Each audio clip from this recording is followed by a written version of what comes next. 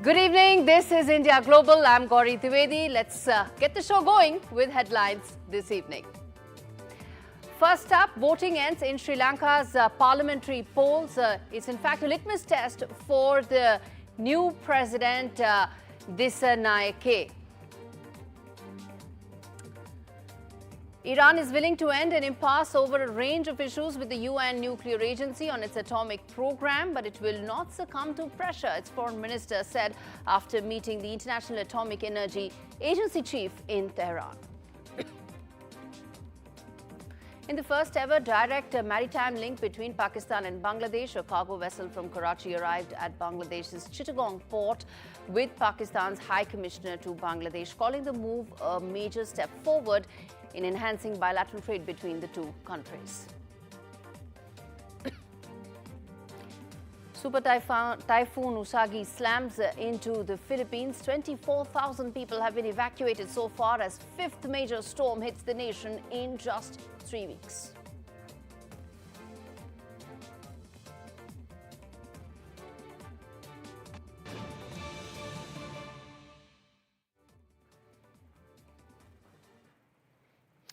All right, on to some very important and breaking news coming in as we speak. Update coming in that the arrest of Khalistani terrorist has taken place in Canada. In fact, India has demanded that these terrorists be extradited. In fact, External Affairs Ministry has responded to reports of arrest which are suggesting that Khalistani terrorist Arsh Dalla has been arrested in Canada.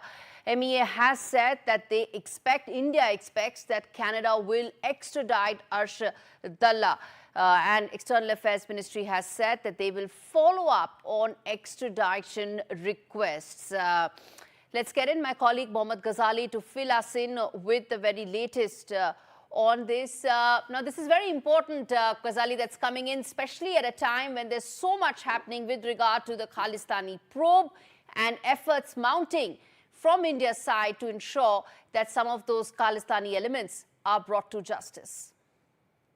Yeah, Gaurie, the first big development is that the Indian government is also acknowledging the fact that he has been arrested because the Canadian police or the Canadian authorities were reluctant in admitting that the person arrested is Arsh Dalla, a designated terrorist who was designated as terrorist back in 2023. And since then, India has placed multiple requests with the Canadian authorities to verify his properties, his involvement in the crimes which have been committed in India, not only killing, but he has been recruiting people to carry out extortion, threatening people of other community in Punjab, outside Punjab. His men or people associated with him have been carrying out such threatening calls in Delhi and NCR areas, even in Rajasthan, Haryana, Punjab. And now he has been arrested in one of the shooting incidents in Canada, which happened like last month. And today was his bail application, which was scheduled to be heard in the court. And he will still remain in the custody as per the latest reports. But Indian authorities, the External Affairs Ministry, has issued a statement saying that despite placing multiple requests to treaties for his extradition, the Canadian authorities were reluctant to admit it, and they have been placing more information or requesting for more information from Indian authorities. External Affairs Ministry has said that they have shared as much as possible. All the replies have been given to the Canadian authorities, and they are hopeful now that after verifying these details, perhaps his extradition will be initiated by the Canadian police. Now, this also shows that how much Canadian police and the Canadian authorities are willing to accept the fact that they have given a safe shelter to somebody who has been a designated I was coming to just that, that this arrest is important on two counts. One, the fact that there's admission on the Canadian side, and second, that he is in fact very, very significant in the Khalistani terrorist network. Yes, he heads the Khalistan Tiger Force, and after the killing of Hardeep Singh Nijjar, as per the intel sources here in Delhi, they particularly claim that he was the one who was handling all the terror activities there, running the terror modules, recruiting people back here in India, sitting there in Canada, and then carrying out these crimes. And almost every terror attack, if you see in the last 2-3 years, which have happened in Punjab or outside the state of Punjab, all the links of the people who are arrested by the police shows or indicates that there is some link of Arsh Singh Dalla with these terror activities. But despite placing these requests with the Canadian authorities, they were very reluctant to admit the fact. Now, as we have seen that in the last 1 month, the developments between India and Canada and the relations, the way it has taken a hit, perhaps it is a chance for Canada to recalibrate on these relations. by initiating the extradition request and by sort of supporting Indian authorities in getting this person who has been responsible or who is held responsible for multiple terror attacks in India, and he has been booked Right. for more than 50 cases. All right, Kazali, thanks much for filling us in with those details. In fact, shifting focus now to the other big story that we are tracking right now, which is the snap polls in Sri Lanka. Parliamentary elections have taken place and voting has ended in these parliamentary elections. These elections are a litmus test as far as the new president Anurakumara Dissanayake is concerned. He's a very popular leader. He's stormed into power, but that has now supposed to transform and translate into actual power in terms of parliament seats as well. Sri Lanka polls have witnessed 50% in terms of the voter turnout that has taken place. 17 million, over 17 million Sri Lankans eligible to vote in these snap elections, and they were called by the new president, Anurakumara Dissanayake. As I said, he had only 3 parliamentary seats till now, and he needed a majority to be able to really come out with authority and legislative work going forward, which is why these elections are so crucial. They are important also for the president himself in terms of his political capital. He's popular, he's caught the popular imagination, and now he needs to translate that into significant political heft. And in fact, he hopes that he secures majority in parliament, which will ensure that he will have a fresh and a more resounding mandate in terms of some of the reform agenda that he's spoken about in the past as well. On 24th of September, he had dissolved the parliament, and voters are electing 196 members to parliament, and 29 seats are to be elected by another vote as well. So all eyes on whether Dissanayake is able to get a majority in parliament or not. All right, on to the other big story that we are tracking right now, which is from Pakistan, where Imran Khan's final call for protest in Islamabad has happened. Remember, he made a clarion call earlier to his supporters. He's done so again as well. Jailed former Prime Minister has urged his supporters to descend on Islamabad, and his party has called for nationwide protests on the 24th of November. Now, what does this translate into? What does it add up to the political chaos that already has engulfed Pakistan's political establishment? Add to the fact that there is now Donald Trump set to be in office, who has a certain rapport going with Imran Khan and has a deep distaste for the deep state that operates in Pakistan. That's the big question that we are asking on India Global. All right, so we have both Imtiaz Gul as well as Imtiaz Alam joining me on the broadcast. Thank you so much, both of you gentlemen, for taking out the time. Let me start with you. So I'm going to say Mr. Gul and Mr. Alam so that, we can both avoid confusion. Mr. Gul, let me start with you, sir. In terms of the significance of this protest, he's made so in the past as well. There was a lot of back and forth. He called it off the last time because, of course, the multilateral meetings taking place. But he still continues to remain extremely popular in his country. There continue to be fresh cases that are coming. There's one that's come today as well, another Tosha Khana case that's come. How do you see this clash between Imran Khan and the present political establishment going on from here? I think the clash is intensifying, only most probably for a bargain as far as the establishment is concerned. Ever since the return of or the re-election of former President Donald Trump, there are some concerns here in Pakistan because of Donald Trump's human rights focused agenda, which he has already announced, and he issued like 5 points as far as the free speech is concerned, and those 5 points basically target the intelligence, the military establishment, as well as the conventional TV networks. So if we were to look at that, this means if he is so keen about implementing his agenda within the United States, the same agenda probably would also guide his policy on dealing with Pakistan. So that's why there are some concerns. And there's no doubt about the popularity of Imran Khan, but how that popularity plays out actually in dealing with the military establishment is a bit questioned. Right. 4th of October is when the last protest that was called on by him and his supporters didn't translate into the kind of action and result that they hoped it would on ground. But Mr. Alam, in terms of how you see this, the political climate in Pakistan, there is an looming economic problem. Add to it the fact that Donald Trump is set to be in Oval Office in about 2 months' time, a man who has a deep distaste for the deep state and a certain rapport going with Imran Khan as well. This is there are a lot of speculations about it, and there is a lot of optimism in the ranks of Pakistan Tehreek-e-Insaf, PTI, that perhaps there is some rapport between President-elect Trump and former Do you think that optimism is misplaced? I think it is overstated and there are over expectations. I don't think that Trump can release him from the prison. Pakistan is not very much close to US at the moment, nor it is seen somewhere in the US strategic view in the region. So Pakistan is not a very important country at the moment for US. So why should he will have a lot of things on his plate, from Ukrainian war to Middle East, and from immigration issue and other issues, especially in the economic sphere. I agree with you on the fact that Pakistan, Mr. Alam, I agree with you on the fact that Pakistan is not high up on the strategic calculus of America.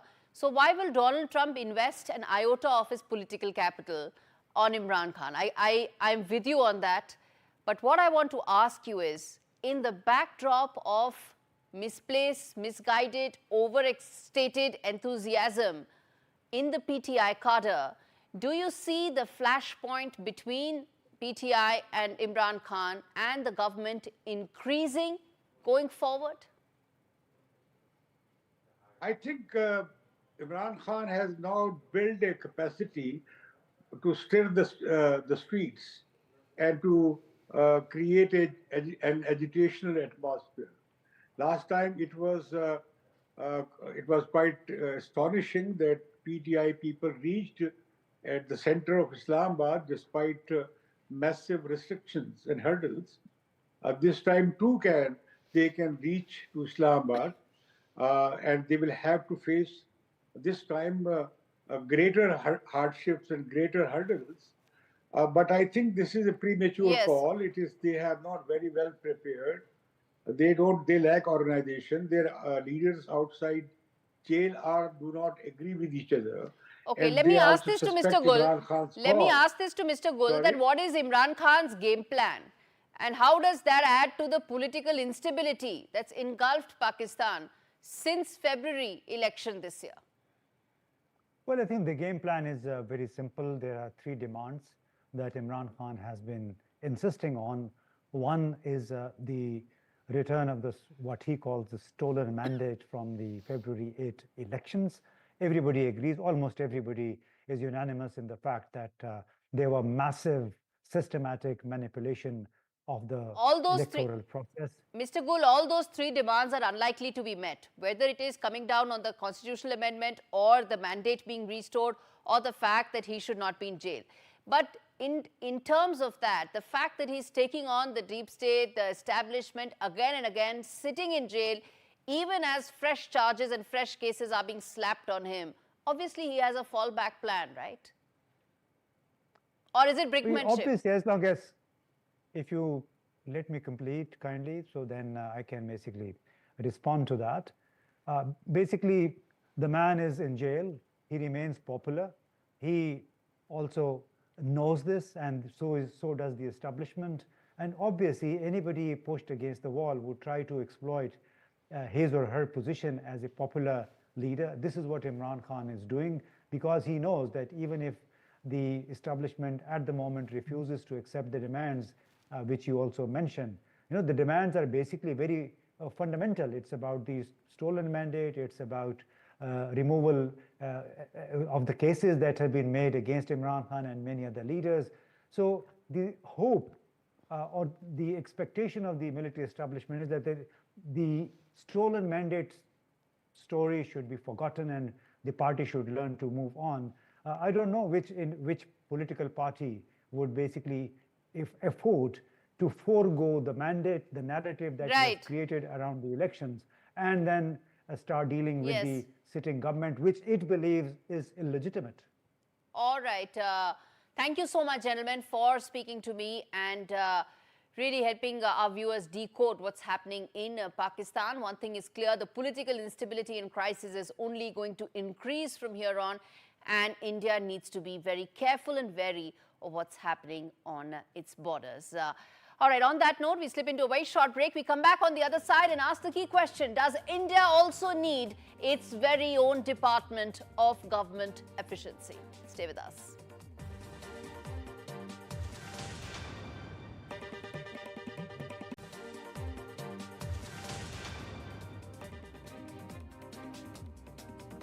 Welcome back. This is India Global. The key story that we are now focusing on, well, the Trump administration, it has new faces, key faces, and some that we are going to keep a very close watch on. One of which is Tulsi Gabbard, a pro-India former congresswoman who is in Donald Trump's key network of people who will reshape or shape America, according to Donald Trump. He appointed Tulsi Gabbard as his intelligence chief, and she is, in fact, a Hindu-American who's been picked to lead 18 spy agencies. She served 2 decades in the National Guard and first Hindu lawmaker elected to Congress. Take a look at this report that tells in detail why we need to focus more on Tulsi Gabbard going forward. President-elect Donald Trump is on a hiring spree, and one of his most high-profile appointments after his big election win is Tulsi Gabbard. Trump has roped in Gabbard, who was the first Hindu-American in US Congress, as the next chief of US intelligence. So who is Tulsi Gabbard, and how does she suddenly find herself at the top of the high-profile US intelligence community? I joined the Democratic Party over 20 years ago. I was 21 years old in Hawaii, and at that time, it welcomed people from all different backgrounds, different views, celebrated free speech, and actually defended those whose speech was being attacked, even if they disagreed with their views. It was a party that stood up for the little guy and represented our values of freedom and liberty in America. I left the Democrat Party because now it stands for the exact opposite of all of those things. Born in American Samoa, the 43-year-old Gabbard is a former Democratic Party leader with a sparkling resume. She's a 4-time congresswoman from Hawaii and a lieutenant colonel in the Army Reserve, having served in Iraq. She unsuccessfully sought the party's presidential nomination in 2020. While Gabbard was quite critical of her former party in the run-up to the November 5th election, she had thrown her weight behind Trump.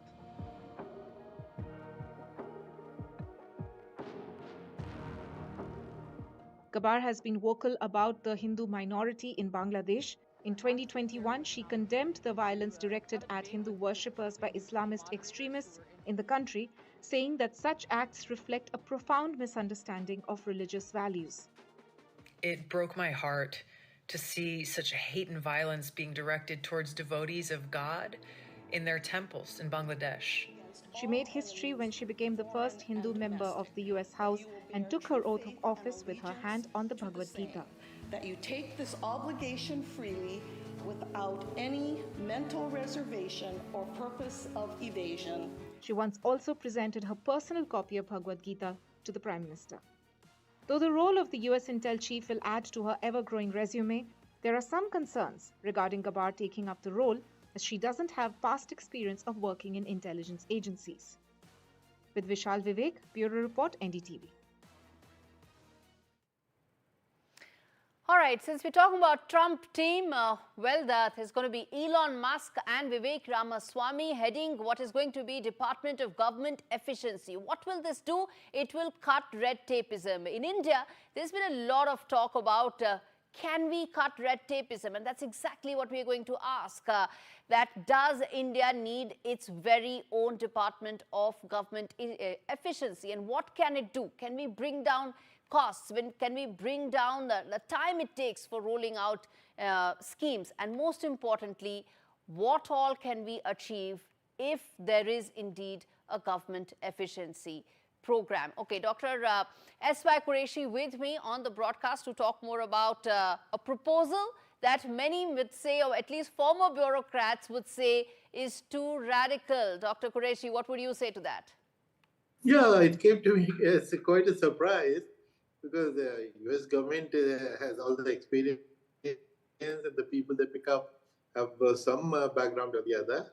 And to compare it with India, whether India also should follow suit, I think it's not at all necessary. In fact, if at all, it is US which is following India, because almost 15, 20 years ago, we set up a Ministry of Program Implementation. But unfortunately, this is a ministry which was given no importance. Many people would not even know such a ministry exists. Nobody, secretary wants to be posted there because it is so But is low. program implementation the same as government efficiency? I think program implementation would be a small part of overall efficiency, right? Yeah. No. Of course, because programming, you achieve efficiency only by implementing the program. So, and what role you give it to this ministry is what will determine the outcome. To my mind, program implementation is exactly for this purpose, but it has not taken its job seriously, and nobody has therefore taken it seriously. All we need to do in India just to make it stronger.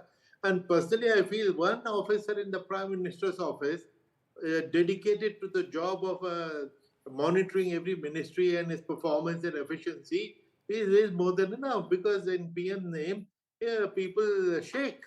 So every 3 months, let there be the okay, that is accountability. That is accountability. But if one were to talk specifically about efficiency, one thing is that there are two aspects of it that many people speak. One is the cost savings. Second, reducing manpower, reducing headcount. How does India go about achieving that? Well, India has been doing it for a long time. For instance, many years ago, the finance minister decided that a post which has been lying vacant for 2 years will not be filled up. And the fraud that they were doing, that they were not allowing us to fill up the job. And after it was unfilled for 2 years, they will say, now the law applies that a job which has remained vacant for 2 years is not required, and it was abolished.